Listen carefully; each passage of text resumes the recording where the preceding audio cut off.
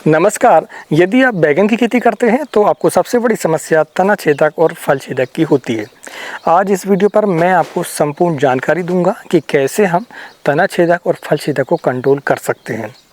3 तरीके हैं। पहला तरीका है हमें ज़मीन से कुछ देना होगा, दूसरा स्प्रे हमें करने होंगे और तीसरा होगा जैविक नियंत्रण, जिसमें जैविक नियंत्रण सबसे महत्वपूर्ण है।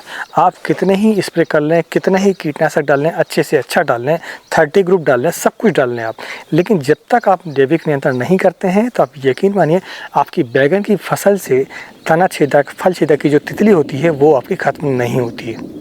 तो चलिए वीडियो की शुरुआत करते हैं। मैं हूं राकेश साहू, आप देख रहे हैं एग्रो जीवन बातें किसान की। जानकारी पसंद आए तो वीडियो को लाइक करें और चैनल पहली बार आए चैनल को सब्सक्राइब जरूर करें। इस साल हमने बैगन नहीं लगाया है, लेकिन पिछले 8 सालों से हम रेगुलर बैगन लगा रहे थे।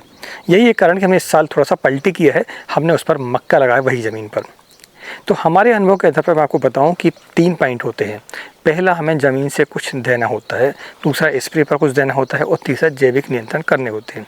लेकिन उसके पहले हमें जीवन चक्र उसका समझना होगा कि जो फ्रूट फ्लाई होती है, यानी कि जो तना छेदक और फल छेदक होता है, उसका जीवन चक्र क्या है।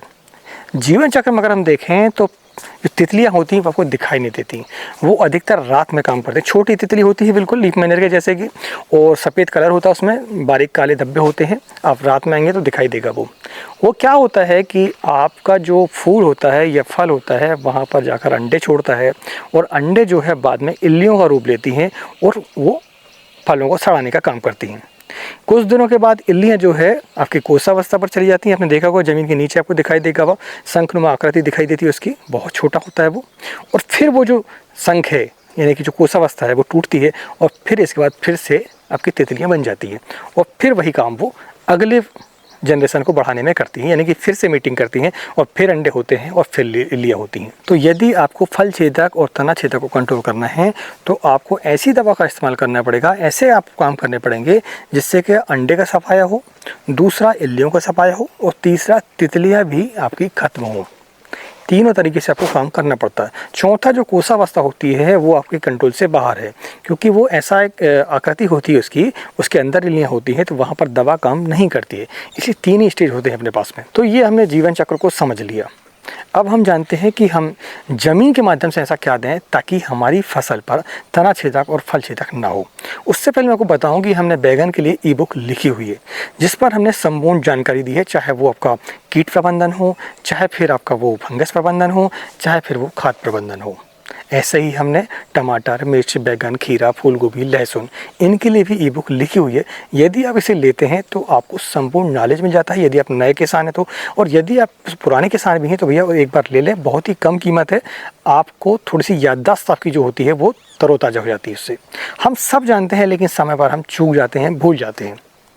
तो आप उस ई बुक को लेना चाहते हैं तो लिंक डिस्क्रिप्शन पर भी है और स्क्रीन पर जो नंबर चल रहा है वहाँ से भी आप हमसे व्हाट्सएप पर संपर्क कर सकते हैं। हमारा एप्लीकेशन भी है एग्रो जीवन के नाम से, आप उसे डाउनलोड करें तो आपको वहाँ पर भी काफ़ी चीज़ें मिल जाती हैं। चलिए वीडियो को आगे बढ़ाते हैं और जानते हैं कि हम ज़मीन के माध्यम से क्या दें। ज़मीन के माध्यम से शुरुआत में हम देखें तो क्लोरोपाइरीफास 1 लीटर आपको ड्रिप से छोड़ देना है। इससे होगा ये कि ज़मीन पर जितने भी अंडे होंगे इसके बुअर के, वो आपके ख़त्म हो जाते हैं। आपके कीटक जितने होते हैं वो भी खत्म हो जाते हैं। ये गैसिंग पॉइजन वाला है तो इसकी महक से ही जो कीटक होते हैं यानी कि जो पतंगे होते हैं वो हमारी फसल पर नहीं आते हैं। दूसरा कार्बोफुरान। कार्बोफुरान की मात्रा भी आप 3 से लेकर 5 किलो तक जब भी आप बेसल डोज डाल रहे हों तो आप उसके माध्यम से देंगे साथ में मिलाकर, तो आप देखेंगे आपकी फसल पर ये थोड़ी समस्या कम आती है। दूसरा ये कि यदि आपने नहीं दिया है तो फिर आप DAP ले लें लगभग 50 किलो, उसके साथ में आप 5 किलो कार्बोफुरान ले लें, मिक्स कर लें और फिर जड़ों के थोड़ा साइड में आप रखवा सकते हैं। डबल फ़ायदे हैं, आपके कीटक भी खत्म होते हैं और दूसरा आपके पौधे पर जैसे ही फूल लगना चालू होते हैं तो आपको एक बेसल डोज का काम वो हो जाता है आपका, उससे काफ़ी आपको फ़ायदे होते हैं। तो इस तरीके से आप देखेंगे ज़मीन के माध्यम से आप ऐसा कर सकते हैं। दूसरा, आप चाहें तो सिस्टोमेटिक इंसेक्टिसाइड का इस्तेमाल कर सकते हैं, जैसे कि आपका इमिडाक्लोपिड है, उसकी मात्रा 1 लीटर प्रति एकड़ के हिसाब से।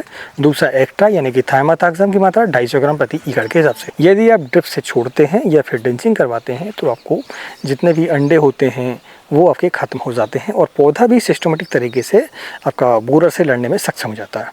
तो इस तरीके से आप देखेंगे ज़मीन की तरफ से हमें ये करना पड़ता है।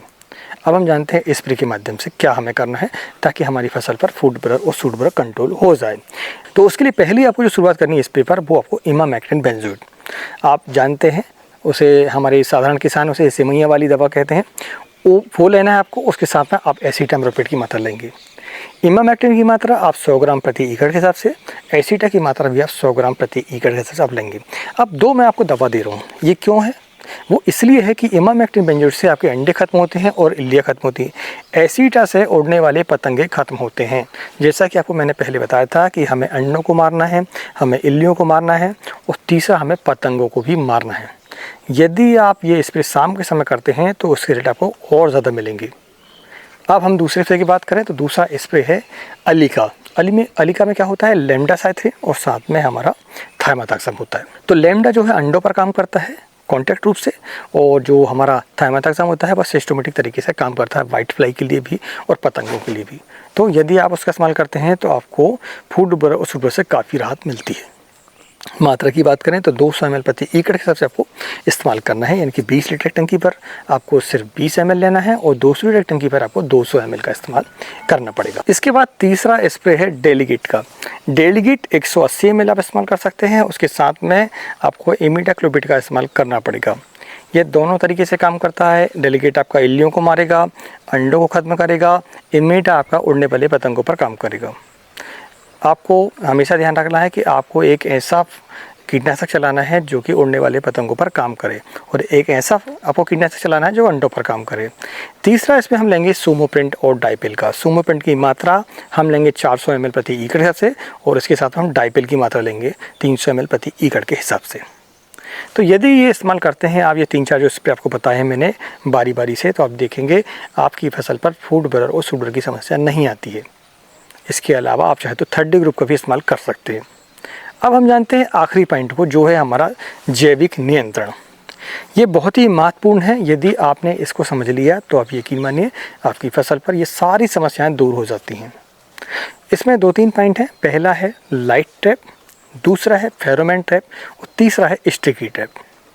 लाइट ट्रैप क्या होता है? लाइट ट्रैप एक ऐसा होता है, नीचे ऐसा तसला टाइप का होता है, वो पानी रहता है उसमें और हम थोड़ी सी उसमें दवा डालते हैं और बीच में एक लाइट होता है। वो लाइट जब रात में जलता है तो जो पतंगे होते हैं, जो उड़ने वाले पतंगे होते हैं हमारे फल छिदक के, वो वहाँ पर आते हैं और उस पानी पर डूबकर मर जाते हैं। तो ये आप लगा सकते हैं। अगर आपको ये लोकल मार्केट पर नहीं बनता है तो आप हमें व्हाट्सएप पर संपर्क कर सकते हैं या फिर प्रोडक्ट लिस्ट आती होगी नीचे, वहाँ से भी आप संपर्क कर सकते हैं, हम आपको उपलब्ध करा देते हैं। दूसरा है फेरोमोन ट्रैप।